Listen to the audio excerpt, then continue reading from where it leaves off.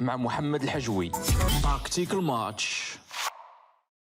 السلام عليكم ومرحبا بكم في هذا الفيديو تاكتيك الماتش اللي نهضروا فيه على المباراة اللي جمعت الهلال السعودي مع فلامينغو البرازيلي. الماتش اللي شفناه انتهى لصالح الفريق البرازيلي ب3-1 وشفنا السيطرة البرازيلية وكذلك شفنا الواقعية في الأداء، خاصة في الشوط الثاني. بزاف ديال الناس كانوا كيرشحوا بأن الفريق البرازيلي غادي يمر مرور الكرام في المباراة ديال النصف النهائي ويمشي للمباراة ديال النهائي اللي في الغالب غادي تجمعوا مع الفريق الانجليزي ليفربول اللي كتجمعوا مباراة مع مونتيري المكسيكي. اول حاجة اللي بغيت نشير ليها وهو الفريق البرازيلي وكيفاش انهم كينتدبوا اللاعبين. شفنا الفريق البرازيلي فهو سيطر على كوبا ليبرتادوريس وتأهل للمونديال الأندية بحكم انه توج باللقب ديال لا كوبا ليبرتادوريس ولعب مع الهلال السعودي.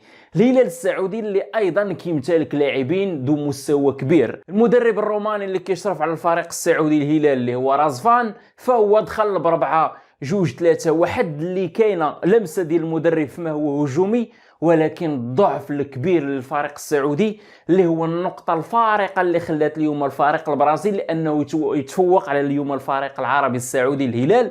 فهما عندهم جدار دفاعي اللي ربما بانه مقارنه مع اللاعبين اللي كيتوفر عليه الفريق السعودي فيما هو وسط الملعب وكذلك اللاعبين ديال الهجوم كاين فرق كبير مقارنه باللاعبين ديال الدفاع وكذلك حارس المرمى اللي المستوى ديالهم ضعيف مقارنه مع الخطي ديال الهجوم وكذلك وسط الملعب. خيسوس المدرب البرتغالي فالطريقه كيفاش لعب بها اليوم دار اللعب المنظم ومشى عند الفريق السعودي وضغط عليهم في نصف الملعب ديالهم.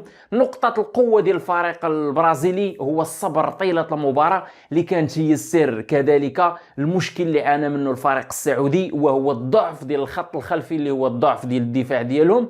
على الرغم من ذلك فالفريق السعودي في ظل انه لعب مباراه قبل يومين مع الفريق التونسي الترجي وقدم مباراه جميله، فهو رجع اليوم في مستوى عالي وتنافس عالي مع الفريق البرازيلي وايضا قدم مباراه رائعه لولا الاخطاء اللي كانت عندهم في الخط الدفاع ديالهم اللي نهجوا الخطه ديال البلوك ميديوم وخلاو المساحات في الظهر ديالهم اللي استغل الفريق البرازيلي اليوم ولعب في الظهر ديالهم وجاب الاهداف الثلاثه اللي سجل.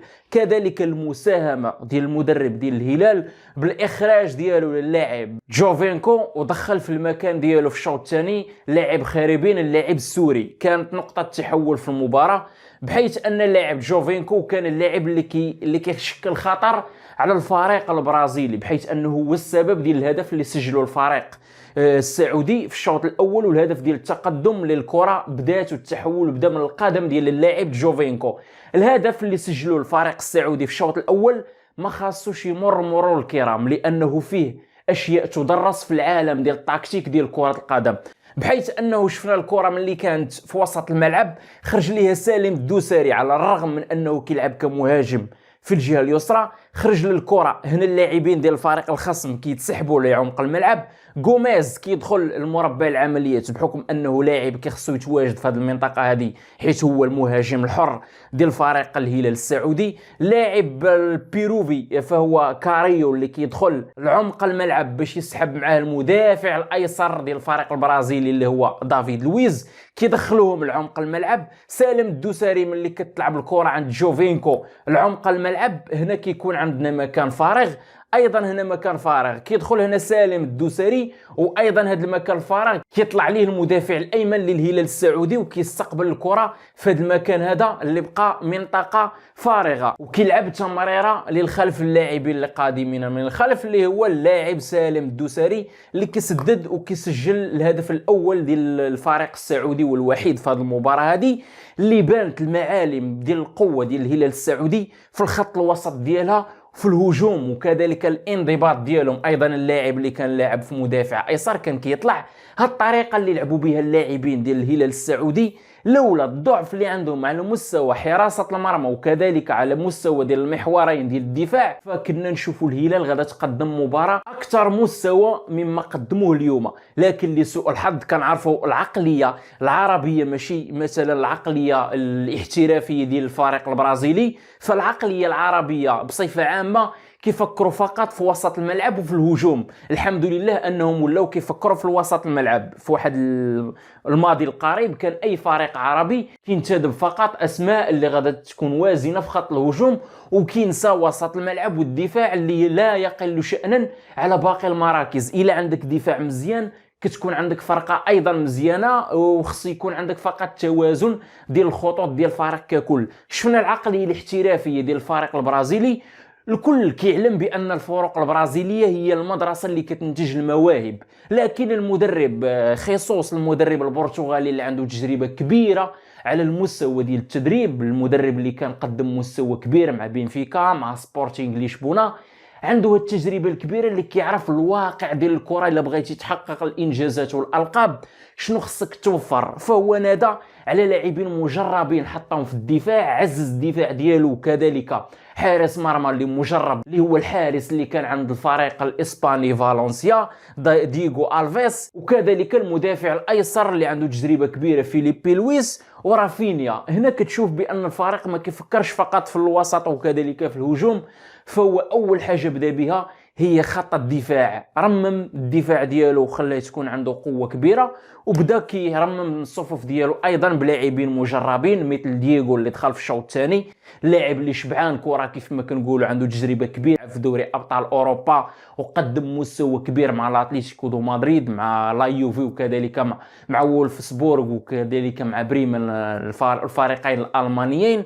هنا كتبان لك التكامل ديال الخطوط اللي ما كيخليو حتى شي خط انه يكون فارغ. وشفنا الطبق اللي قدموا اليوم الفريق البرازيلي، كذلك الصبر على انه يرجع في المباراه واللعب على الاستحواذ، وكذلك ما كاينش تسرع في اللعب على الرغم من انهم كانوا خاسرين طيله الشوط الاول. اللي كيضرب موعد مع الفريق الانجليزي ليفربول او مونتري المكسيكي الا داروا شي مفاجاه، ولكن في الغالب ليفربول الانجليزي هو اللي يوصل للنهائي. وعلى ذكر ليفربول، كاين واحد الرقم قياسي غادي يتسجل اليوم في حوزه ليفربول بكونه الفريق الاول على الصعيد العالمي في كره القدم اللي غادي يلعب جوج ديال المباريات في اقل من 24 ساعه. فهاد اللحظات هذه كيلعبوا مباراه ديالهم في كاس الرابطه الانجليزي مع استون فيلا، واقل من 24 ساعه غادي يلعبوا المباراه ديالهم هناك في الدوحه مع الفريق المكسيكي مونتيري. صحيح انهم يلعبوا بجوج تشكيلات، التشكيله ديال التشكيله باء اللي هي اللي غادا تلعب المباراه ضد استون فيلا،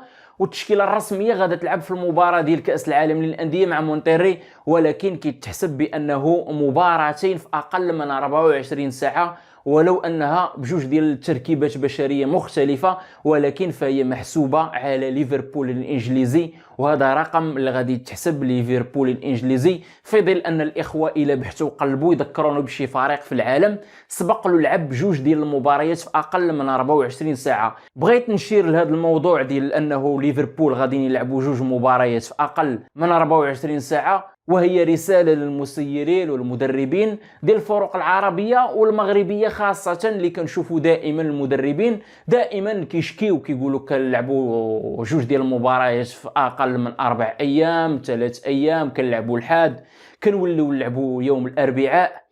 واش ما كتشوفوش الاحتراف فين واصل؟ كيلعبوا في اخر الاسبوع وكذلك كيلعبوا دوري الابطال في وسط الاسبوع. الان ليفربول كتضرب بزاف ديال الاشياء اللي كانت على المستوى ديال انه اقل من 24 ساعه ما كيلعب حتى شي فريق جوج ديال المباريات.